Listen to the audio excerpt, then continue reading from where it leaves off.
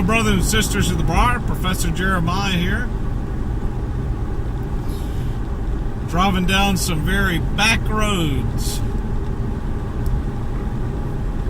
in Mississippi, right along Mississippi-Alabama border. I'm not sure if I've even crossed yet.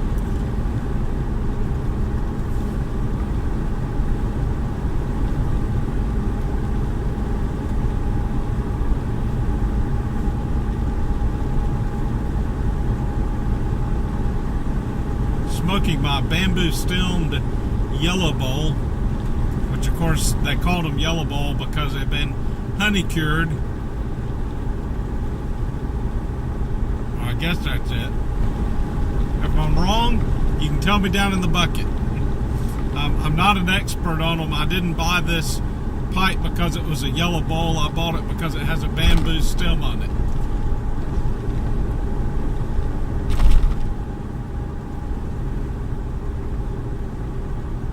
Smoking some McQuillan's unobtainable, some McQuillan's Vanilla Black Cavendish. And I tell you, right at the last minute when McQuillan's had announced the end of the line and everything was over, I found some of this still available. And I made the purchase, and I will tell you, it's really a great blend. Again, another shame to have lost it, but it's a good blend. I really have been happy with it.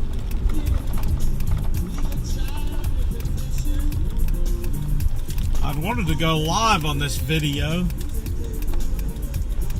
but I'm in such a sketchy area signal-wise that I felt I would just need to record it and upload it later.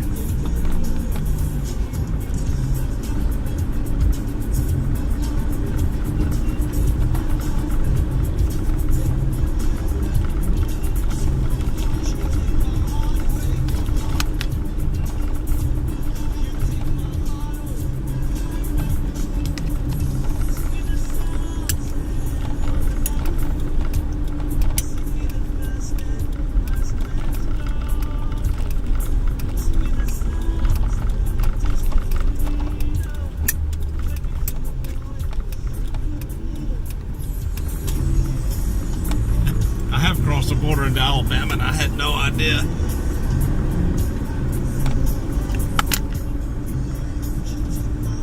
I've gotten a new phone, and the camera on it, I had to change my camera angle in the car because when I turned the camera on, it was the first time I tried to use this one in the car, and wow, it's such a close-up picture that no way would you have wanted that close-up of a picture of me talking.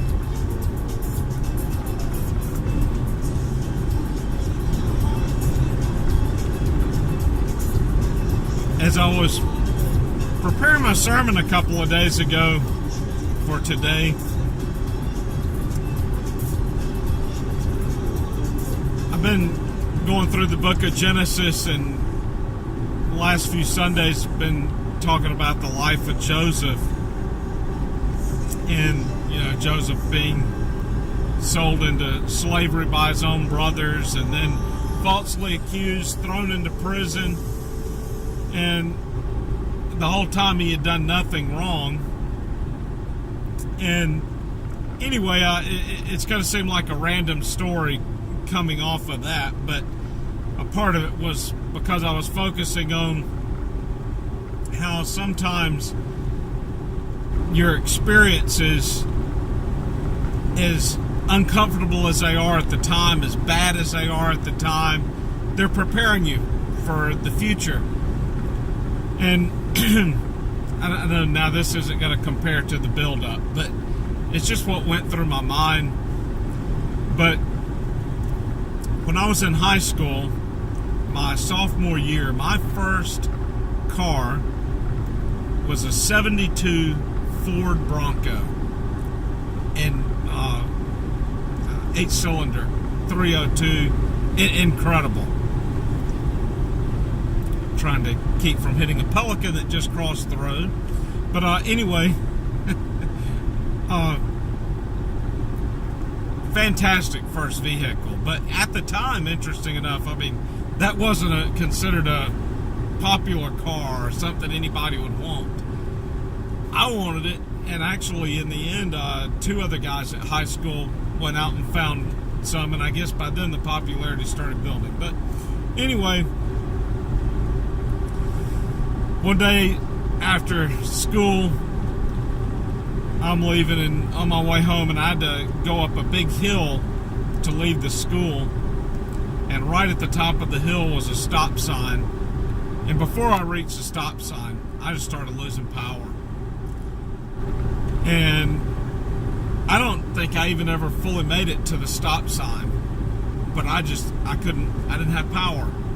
And so of course the cars behind me, fellow students, all started honking their horn. I'm a sophomore, so there's not even many sophomores driving, so, and everybody, you know, is kind of looking at me like it's an old clunker anyway. I was proud to have it. Wished I had it today. But anyway, in the end, I had to roll it all the way back down the hill. And, I mean, it took a while, because here's all these other cars, all teenagers who don't even know what to do about another car that's rolling down the hill, because I couldn't park it off to the shoulder. I didn't even have enough power, and there was no shoulder of the road to get it onto. So, long story short, it wasn't a pleasant experience. And even though probably nobody else thought about it, for me, being in high school at the time, you know, you're kind of embarrassed. I mean, it's a real embarrassing moment.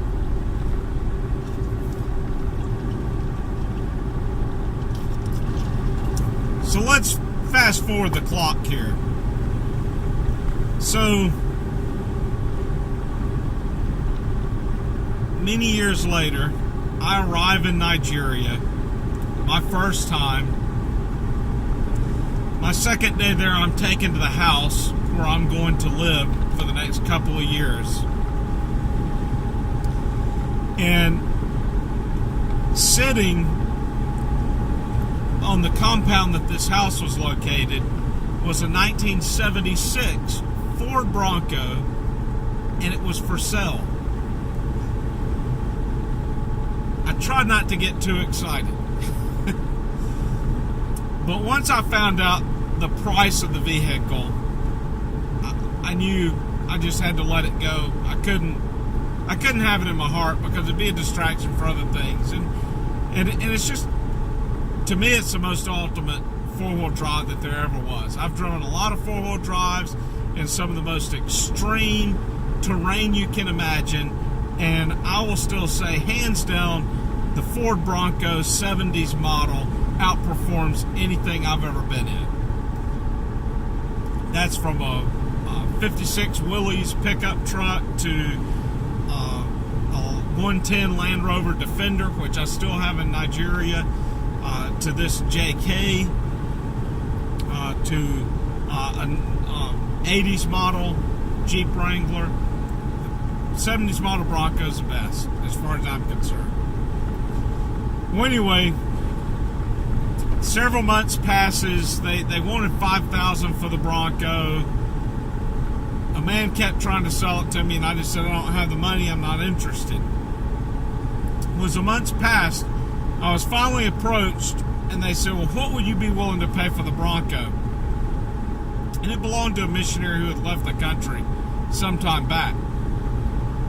I told him $1,005 is all I could do. And they kind of laughed at that and said, well, we'll mention it to him, but there's no way he's going to do that. A week later, they said he'll take it.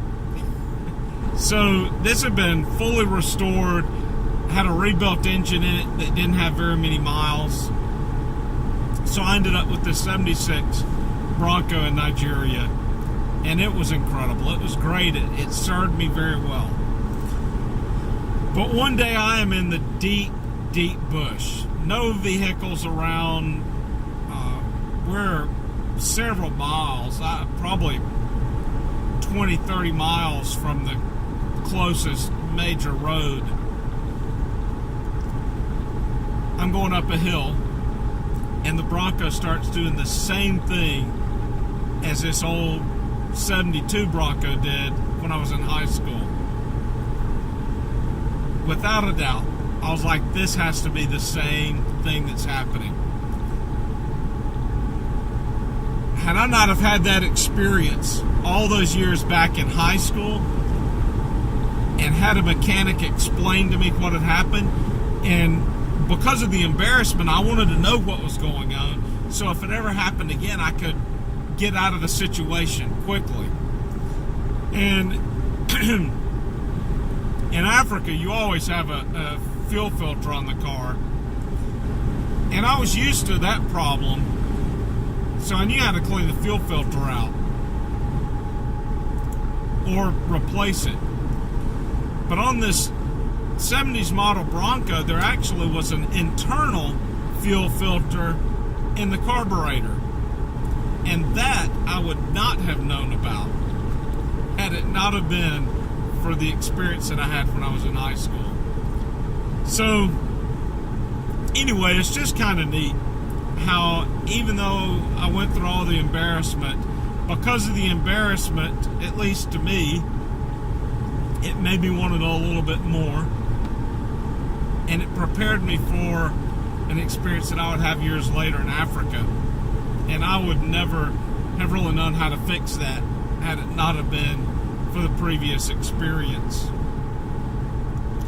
So sometimes people go through experiences, shake their fist at God, but years later you can look back and see how you were prepared for future events, future experiences. I know some of you might not like this, haven't been religious, but there's others of you out there who would, and maybe this will encourage somebody, or maybe somebody will say this wasn't really religious, but for me, that moment prepared me for a future experience, as many experiences that I've had in life. So I'm coming through a little town I've never been in.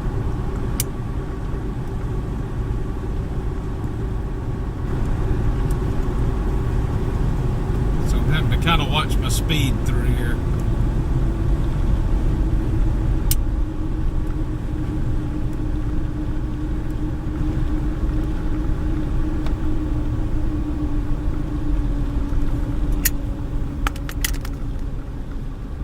Sure enough, there's a police car. Not on me, though.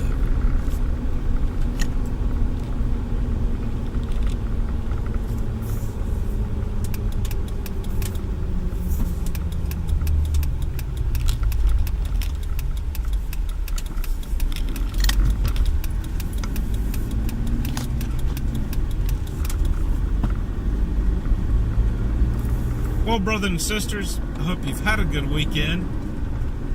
If I get this uploaded while it's still the weekend, I hope it continues to be a good one for you. Crossing,